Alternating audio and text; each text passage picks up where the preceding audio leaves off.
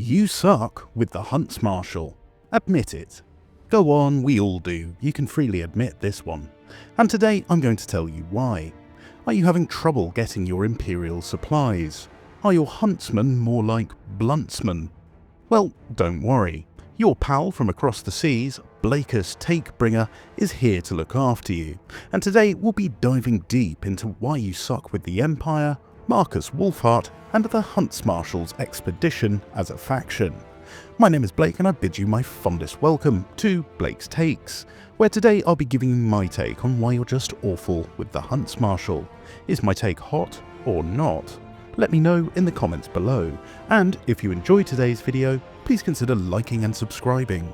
It really helps the channel out. The Emperor has charged you with the sacred duty to expand the reaches of their borders, to bring order to a land of chaos, to bring the light of Altdorf to this savage continent. Remember, there is no discharge in this war.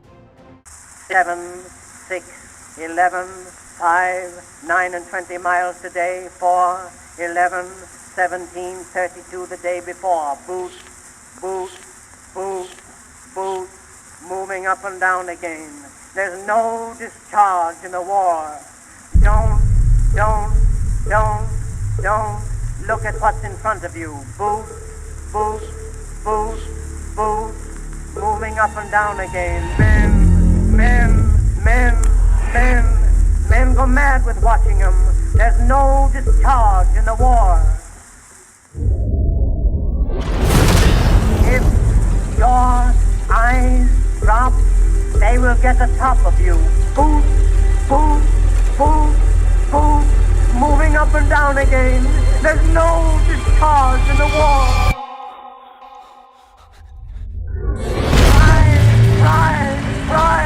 Try to think of something different. Oh, my God, keep me from going lunatic. Moving up and down again. There's no discharge in the war. 7, 6, 11, 5, 4, 17, 32 the day before. Reason you suck with the Huntsmarshal. Number 1. You pick the wrong supplies. You start at war with Clan Mange. As starting enemies go, they're not much of a challenge. Attack Nostradamus. Have Markus Wulfhart Vanguard deploy up to immediately start opening fire on the rat ogres. Have your war wagons come up to support him. Markus can fire on the move whilst retreating backwards, so you can bait the rat ogres into charging ahead of the force to be focused down and slaughtered by your ranged units. The rest of the Skaven forces aren't much of a threat. Have your war wagons tank a lot of the Skaven ranged damage. Remember that if you don't drop any war wagon models, they'll heal to full at the end of the fight, so be sure to use that to your advantage and have them tank a lot of the pebbles that the Skaven will be throwing at you. Make sure you kill Nostradamus at the end of the battle to maximise your cash and experience rewards. Their only real threat outside of the rat ogres are their Menace Below summons. Make sure you have your swordsmen nearby so they can pounce on those Menace Belows as they attack your ranged units to get rid of them.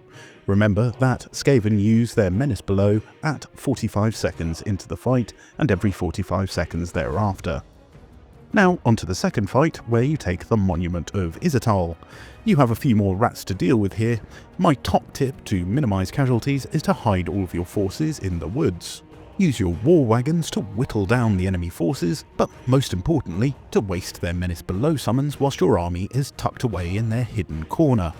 The enemy will have 2 Menace Below summons to drop on you. Once they've been successfully wasted chasing your war wagons, bring your army to bear on the enemy. Your war wagons will have distracted a number of their units, taking them on a wild goose chase, whilst the bulk of your forces can isolate and annihilate the rest. It's important to minimise casualties here because the Monument of Immortal is unsuitable climate for you, so your replenishment rate will be very low and you'll still have some more Skaven to bash. Once the Monument of Immortal is taken, I pick up another Huntsman General Lord. One of your faction effects is that these guys come in with an extra 3 levels, so it's good to take advantage of that early. Now, it's shortly after this point where you'll get your first Imperial supply convoy, and this is an extremely important decision. I strongly advise that you go for the Imperial Gunnery School to pick yourself up some Outriders with grenade launchers. The Outriders with grenade launchers are fantastic at deleting hordes of infantry. Nice. Something your army will be desperately lacking at the beginning of the game. Outriders with grenade launchers give you a tremendous battlefield presence, allowing you to project some serious amounts of damage onto units of infantry before they get into range of your firing lines. They're fast and they can vanguard deploy. They're all around just a fantastic unit, especially in the early game, and just one of them will make your early campaign much easier. The other selections at the beginning of the campaign are just nowhere near as impactful. Whilst it might seem like a great idea to get more huntsmen with the Imperial regiments, Markus will not be a high enough level to make them extremely powerful yet. Empire Knights and Pistoliers don't serve you well later on in the campaign and don't help you in sieges, and war wagons are just not good units. There could be an argument for the war wagon mortars, but I find them far too inaccurate to actually deliver real killing potential on the battlefield. Outriders with grenade launchers deliver this in spades. The grenade launchers can lob their bombs over walls, so they're actually very helpful in sieges. Plus, as they're fast, they can dodge all those Skaven warp lightnings they'll be flinging at you. The key to good Outrider usage is to retreat them away from danger once they've fired a volley. They'll take a while to reload, so you may as well scoot them out of the danger zone so they can reload in safety. Obviously, later on in the game, pick whatever you feel you need for your armies via the convoy system, but these early supplies, I highly recommend you take the grenade launchers. You really want those grenade launchers to help you with what's coming next. Reason you suck with the Huntsmarshal? Number 2. You don't know how to fight lizardmen. Oh wait, you don't have to. They just sit in their settlements now. Well, I suppose that certainly saves us some time. Reason you suck with the Huntsmarshal? Number 2. You struggle with the Skulltaker. With the addition of the Shadows of Change, you received one bow as an ally to take care of the savage orcs to the north of you. With the Omens of Destruction, you received a powerful enemy to the south of you. The Skulltaker will be ravaging the continent, infesting the land with his filthy Khornate corruption. He will be the big bad of your early campaign, so you need to have a good plan to stop him. Once you've taken Specazuma, you'll want to go south towards the Dark Elves to take care of them. Take the Pillars of Unseen Constellation. You'll notice that the Dark Elves here have a large force based at the Blood Hall. They'll send this force after you shortly. You can set them up for an ambush right by the settlement to quickly dispatch them. Remember that Markus has a natural 50% increased success chance whilst ambushing, so he really is a bit of a sneaky boy. Once this is done, sell Markus out to go and take their final settlement. Use your cannon to take out the towers and make a hole in the wall, then use your grenade launchers to ravage the inhabitants. Once this is done, your archers and huntsmen will be able to mop up any survivors. Now move your forces to Hualotl, the Blooded Wanderer's capital. Honestly, the Skulltaker is a terrifying threat. His units simply outclass yours at this early stage of the campaign, and to win comfortably, you'll have to be pretty tricksy. The Skulltaker has some formidable strengths, the first being that he will likely be running around with 3 extra Skull Reaper heroes in his army. They will likely be mounted on their motorcycles, and once they hit your lines and start blending through your terrible melee infantry, it'll be very difficult to stop them. To counter them, I suggest using the 3 heroes you've been given, Hertwig van Hal and Kalara the Wood Elf. As these guys are legendary, they cannot be killed, only wounded, so you can use them on the Overworld campaign map to try and assassinate these Skull Reaper heroes without fear of losing them permanently to a critical failure. If you can get some successful assassinations, then your fight with the Skulltaker will be a lot easier. You should, at this point in the campaign, be beginning to get a second army in place. My second army had just finished defending the Temple of Kara from a condemned lizardmen attack, so I had to bring it down through Bretonnian lands. You want to be able to overwhelm him with numbers, because in a fair fight, his units will mop the floor with yours at this early stage of the campaign. Now, when you're actually fighting him, in the pre-battle screen, check what army abilities he has. If he has the Summoned from Beyond ability, where he can summon 2 free units of Bloodletters onto your fragile ranged backline, it might be worth retreating and waiting a few turns for this ability to come off cooldown. This ability can absolutely wreck your unit in a fight where you'll need everything working perfectly, so check what abilities he has before engaging with him. Now, in terms of the fight itself, the general tactic is to keep your grenade launchers online and whittling down his infantry. If you're on the offensive, don't start attacking until your reinforcing army has come in. The Skulltaker will likely have Fleshhounds and Warhounds, which will outrun your grenade launchers, so you need to be aware of these. These will normally be positioned on the flanks, so you should keep your grenade launchers closer to the centre to give them a better chance of escape and better targets in terms of their heavy infantry. Have Markus and the Wood Elf hero nearby so they can start shooting enemies that come close. They can retreat and keep shooting whilst the enemy charges to your lines. With a reasonable amount of luck, the Skulltaker himself will charge after your heroes ahead of his army, giving you a nice opportunity to snipe him down with your huntsman before the rest of his forces land. Make sure to use Markus's piercing shot ability on him for a nice chunk of damage. The rest of the fight will inevitably descend into a bit of a clusterfuck, but when his infantry is committed, you want to try and flank around them with your grenade launchers to shoot them in the backs for massive damage, whilst also minimising friendly fire. It's also a good idea, if possible, to fight Khorne in a walled settlement. If you see the Skulltaker take up residence in a major city, it's a good idea to attack him there. Khorne has no ranged units, and they will sit in the walls, taking your arrow fire until they eventually break and rout. If you see him in a walled settlement, take the fight. He's at his most dangerous on an open field. So remember, use your heroes to assassinate his Skull Reapers to give yourself a much easier time. Overwhelm his army with 2 of your own. Man to man, your early forces will really struggle, so make sure you're outnumbering him. A lot of being able to take out the Skulltaker easily is dependent on how you've built Markus, which I'm going to tell you how to do right now. Reason you suck with the Huntsmarshal. Number 3. You don't know how to use Markus. Markus Wulfhart, your faction leader. He starts off pretty mediocre, but he will slowly become very strong. Markus has a bit of an unfortunate skill point line. He has very useful abilities in basically all of his fields, so it can be a bit of a mischief trying to choose between all of them. Personally, I go down his yellow line of skills to pick up his Hunter's Snare ability as a priority. The Hunter's Snare affects a large area of the battlefield and can stop a lot of enemies in their tracks, so they'll take a heap of damage from your ranged units. It does, unfortunately, have quite a long cooldown, but it's a really helpful tool at the beginning of the game. When you've got the Snare ability, you can start picking up his unique line of skills. Make sure you get the Sleight of Hand skill as your priority, as this doubles the damage output of your Huntsman. Master Survivalist and Irregular Elite are also great pickups too. Then I continue down his yellow line to get to Hunter's Traps. This is exactly the same as the Snare ability, but keeps enemies in place for double the duration. 22 seconds is a considerable amount of time to be standing still in front of a firing line, and this will help your troops get quite a few volleys off. It's really handy for taking out fast-moving, hard-hitting lords like the Skulltaker.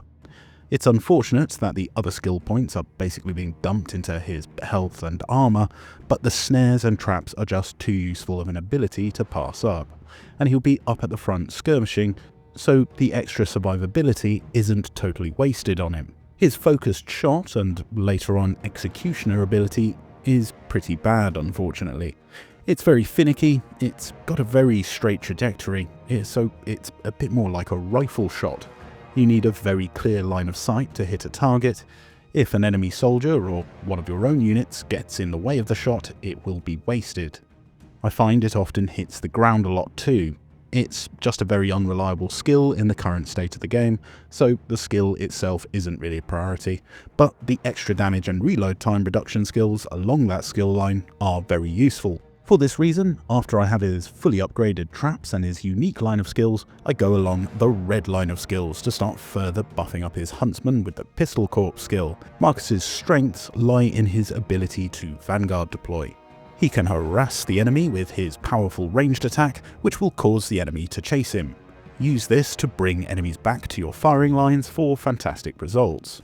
Drop a net on the units as they approach, and you can hold up a significant portion of the enemy's army so your huntsmen can delete them. Now, there's a couple of really good items which I want you to watch out for Markus. One is the Forest Cloak. This item gives him the snipe ability, which allows him to remain hidden whilst firing. Useful for running up to enemy lords and knocking them out with your ranged attacks without taking any damage back. Then there's the Ranger's Quiver, which replenishes your ammunition, which is absurdly helpful in sieges. You can stick Markus in the gateway and let him fire at all enemies indefinitely until they're dead. Definitely a useful item to watch out for. So remember, get his snare as a priority, then pick up his unique line of skills. Then pick up his traps.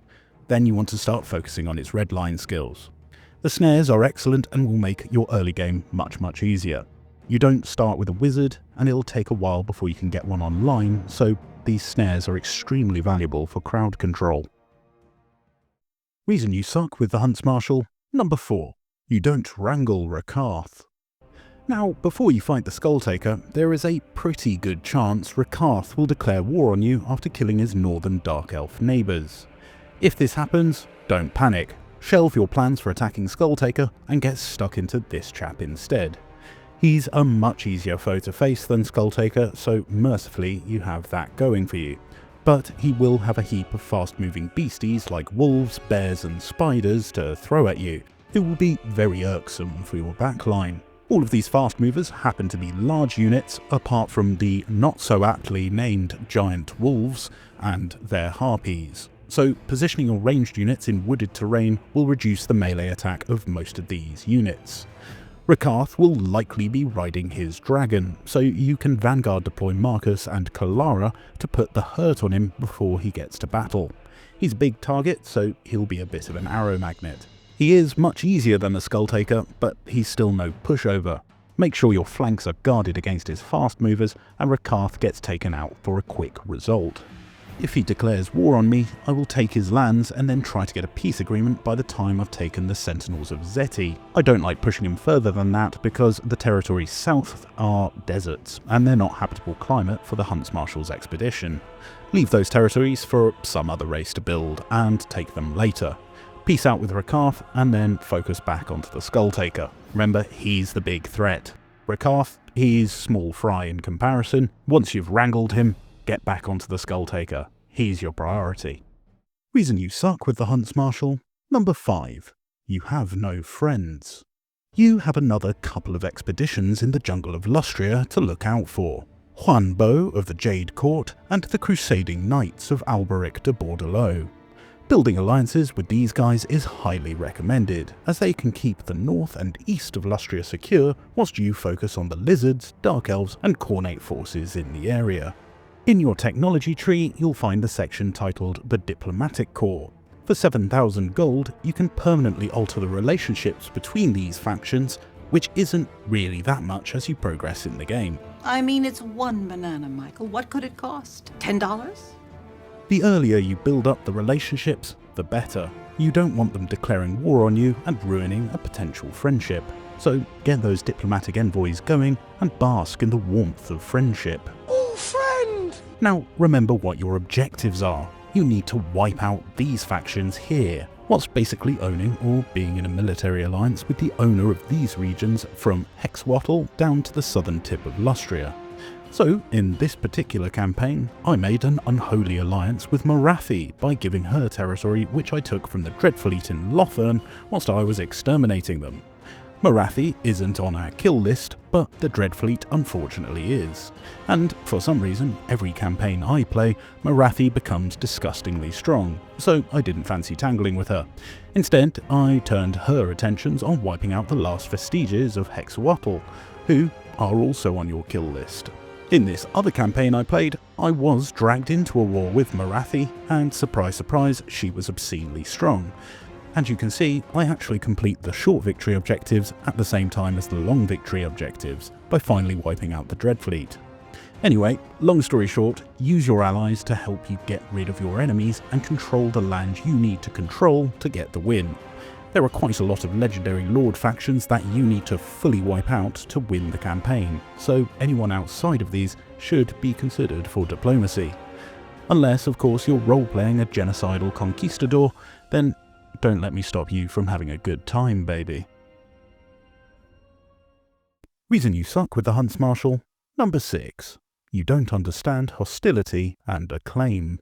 The Huntsmarshal's expedition has probably the most annoying mechanic ever devised in Creative Assembly's lab of suffering.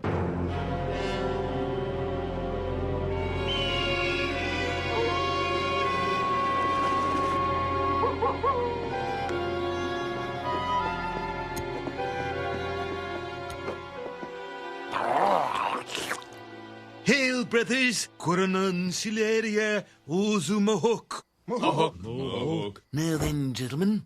How do we make this campaign as miserable as humanly possible? Well, don't worry, Mr. Burns, because I'm about to tell you. Yes. Hostility is whenever you fight battles or take territory, you will increase this bar here, which will buff all enemies with up to 10 extra leadership and a staggering 25% extra weapon strength, all the while reducing control in all of your provinces by up to 5. So, if you're playing on the harder difficulties with enemy stats modified to the maximum, that's an extra 35% weapon strength, which is absurd. And you'll notice your units getting their cheeks clapped quite vigorously by anything that reaches them in melee combat. Now, there's really no way to reliably decrease hostility unless you want to have some lords die, which, believe it or not, is not advised. So you need to work around it. But how do we work around it, I hear you ask? Firstly, as I covered in my Why You Suck with the Empire video, the Empire's great strength is their ranged units, and this hostility buff to your enemies further exacerbates that. You are heavily incentivized to use ranged units in this campaign. Weapon strength doesn't impact missile damage, so you need to cut the enemy down from range before they can exploit that massive 25% damage buff. Now, if you don't have the Elspeth von Draken DLC, then I highly recommend picking it up, because it will make your campaign much more fun and far less horrible. Engineers buff your entire army's range damage, whilst giving your armies more overworld map movement range. Hochland long rifles are great for picking off enemy lords and heroes, and they have an incredible range. They're very good at killing anything really. They also have the sniper tribute, so you can hide them in forests and they won't get detected while firing. Useful for picking off enemy lords and heroes. I like to pick up a couple of these Hochland long rifles into most of my armies. Nuln Ironsides are a great line infantry. Great armor-piercing range damage, and they can fight in melee if push comes to shove. Not as well as Dark Elf Shades, but they can cope. Late enough into the campaign, I almost entirely substitute Nuln Ironsides and basically forgo any melee infantry. When things go wrong, I'll have Demigryph Knights to carry out any melee fights which need to happen. Also, you can get the Master Engineer Lord, who is incredible at buffing ranged units. He gives 10% more range to all of your ranged units with the Ballistics Instructor skill. Definitely take this skill line over the Pigeon Bomb skill line. He can also give Ballistic Calibration, giving extra reload skill whilst riding a steam tank himself. He's just all around a fantastic Lord choice who will really help you with your incentivized ranged focus strategy. If you don't have Elspeth's DLC, you'll have to make do without engineers, apart from the Dwarf hero which you unlock, and all the other gunpowder units mentioned above, so you'll need to rely on handgunners and huntsmen, which makes things a bit trickier. Huntsmen are not bad units, but they lack any serious armor-piercing damage values, so you need to complement them with handgunners to make up for this. The exception to this is Markus Wulfhart's army. Because he buffs the ever-loving Scheisser out of all huntsmen, you can basically just stack huntsmen on him. That's absolutely fine. Now, in order to further help this ranged focus strategy, I like to pick up light wizards. A big, overcast net of Amantok can help you pin enemies in place so you can mess them up properly with your ranged units. It works in a similar manner to Markus's traps, but the net doesn't deploy instantly, so you want to cast the spell a little bit in advance of where the enemy will arrive. Overcast, it affects an area and multiple units, so I try to overcast it when possible. Now, when you're at the maximum level of hostility, an enemy lizardman army will spawn. Just going to stress this one, most of the time they head towards your capital, the Temple of Kara. I have seen them head off in other directions, but typically they'll head there. So I advise you having a lord around that region patrolling with a cheap army of maybe archers to clear this up when it does eventually arrive. It's a bit of a faff, but you can send this lord around to the waterways to pick up sea treasure to try and pay for himself. Gradually that lord will get trained up enough against lizardmen, and you'll want to send them off fighting proper campaigns with proper units. So send him off and hire a replacement. If you get your alliances with Huanbo and Alberic, you'll be able to see where this army spawns and you'll be able to prepare for it much better. Once you've conquered all of Lustria, or it's in the hands of military allies, thankfully these revenge armies stop spawning, so you won't have to keep a garrison there. Now, another tip to work around this is beer. Beer it is. That's right, build these beer houses to boost the control of your provinces to manage the negative consequences of hostility. They also reduce upkeep for your armies which are stationed in a province, so typically I make sure to get one in every province. It'll curb rebellions and give you a far easier time managing your empire. Sometimes you get dilemmas that pop up. These often consist of gaining the favour of an empire state at the cost of either more hostility or some random debuffs like increased recruitment cost or less casualty replenishment rate. It's a really bad system, because you can't track who you have favour with or what the rewards even are. I heard rumours that you can unlock state regiments like Karaberg greatswords, etc., but having basically exclusively sided with Reichland on this particular test campaign, I didn't receive any of them. I didn't even get any diplomatic bonuses from these events, so in truth, I don't know what siding with a certain faction on these dilemmas actually does. But sometimes you'll get extra units in Imperial supplies, sometimes you'll get some money, but because the screen declaring this boon doesn't reference if it's that particular elector count giving it, I can't say that for certain. Anyway, with the dilemmas, it's often best to avoid increasing hostility, but sometimes you might want to trigger this so you can get a batch of Imperial supplies. If you're at the maximum hostility level and you get that dilemma, take the hostility, because your hostility won't be affected. You're already at the highest level, it'll reset in the same number of turns. So with hostility, remember you can't really do anything useful to decrease it. You should still be playing aggressively to conquer lands and territories. Work around it by making sure your armies are ranged focused and keep your eye on the hostility meter. Sometimes it might be worth not making an attack if you're condemned and the enemy have the full hostility buffs active. Build up your pubs to keep control high and keep a garrison in and around your capsule region to fend off any roving lizards. Now onto acclaim. Acclaim is basically a mechanic which locks you out of the Empire's best units and buildings and determines the quality of the units you receive in your Imperial supplies. You want to get this maxed out as quickly as possible, otherwise you'll be stuck with basic units whilst your enemy can field their elite units without restriction. So how do we get acclaim? There's the obvious of conquering territory. Conquering territory gives you acclaim, but it increases hostility, so you can see that playing a passive campaign is not advisable, with any faction or any race really. Less obvious ones are building and upgrading ports. Locations with ports are prime real estate for you, so bear this in mind when you're planning your wars. Finally, Wulfric's hunters, unlocking them and following along their quest lines will increase your acclaim. So when you initially unlock your first hunter, I advise sending him off to unlock the other hunters as quickly as possible. You only need to send a character over to the various regions listed to do this, so get to work on that as soon as you're able to. You'll get legendary heroes who can't be killed and you'll boost that oh so important acclaim. Now, speaking of your hunters, reason you suck with the Huntsmarshal, number 7. You don't know what to do with your hunters. So, as I've touched upon briefly, you get your 4 hunters. Unique heroes which can only be wounded. Some are really good, some are pretty average, but they're all free. I'm not going to go over all the different dilemmas that happen across a campaign with them, otherwise this video would be exceptionally long.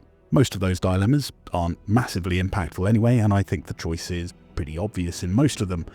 This will be more of a section on how to get the best out of them. We'll start with Hertwig van Hal. He's a really good assassin.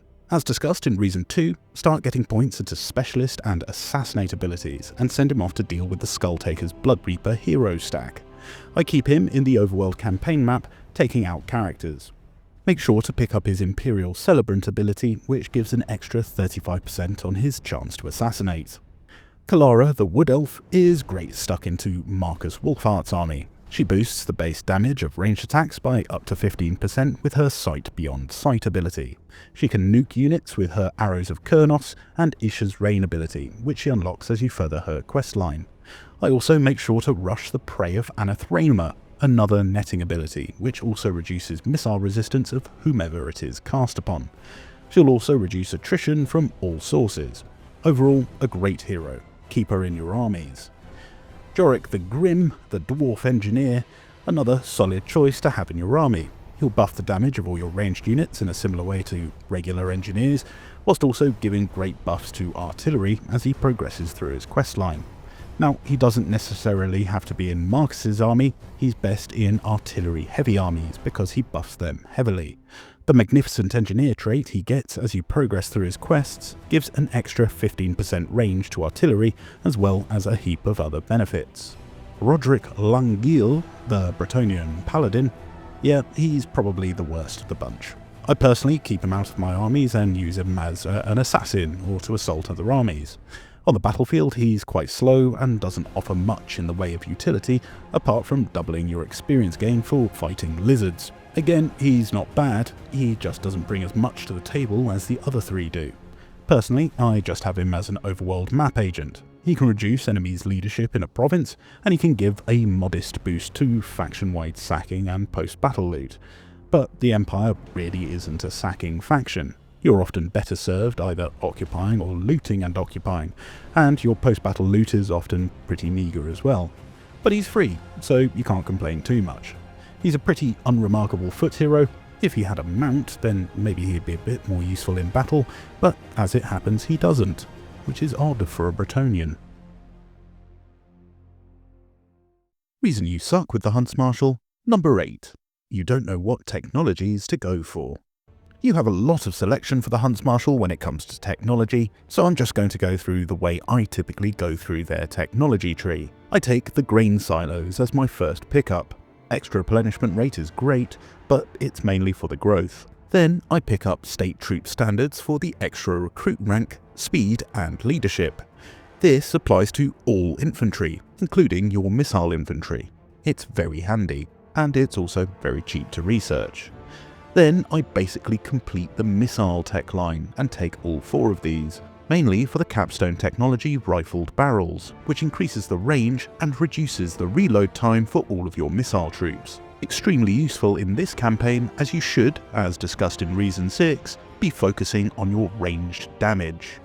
As discussed earlier, I also pick up the extra relations with Bretonnia and maybe Cathay, and then I leave the floor to you. By this point in the campaign, you may want to spend on artillery or cavalry upgrades. You may need more wizards or heroes. This little section with the Colleges of Magic and the Imperial Colleges are great for boosting up hero capacities and generally buffing your heroes. There's a lot of good techs in there. I don't really bother with the Huntsmarshal's special tree, the colonial fort and the extra supplies. I think getting buffs for your units that works all the time is inherently more valuable than the pretty meagre bonuses offered in Wulfhart's unique technologies. Whilst the effects are pretty decent, they're very expensive technologies to research, so I leave them for much later. So that's why you suck with the Huntsmarshal. Do you agree with my take? Let me know in the comments below. I want to give a massive shout out to my Patreon supporters and channel members. D, Joshua Krager, Dinkle250, Gonk, Little Horus, Hatorus Kurz, Bongos McDongos, Jelly, Fantastic Degenerate, Santy Snake, Lynn's Only Lynn's, Big Flop, Whisk, Raiden91, Harlequin, and Old Man and I'm Here. I've been Blake, delivering my take. Thank you all so much for watching.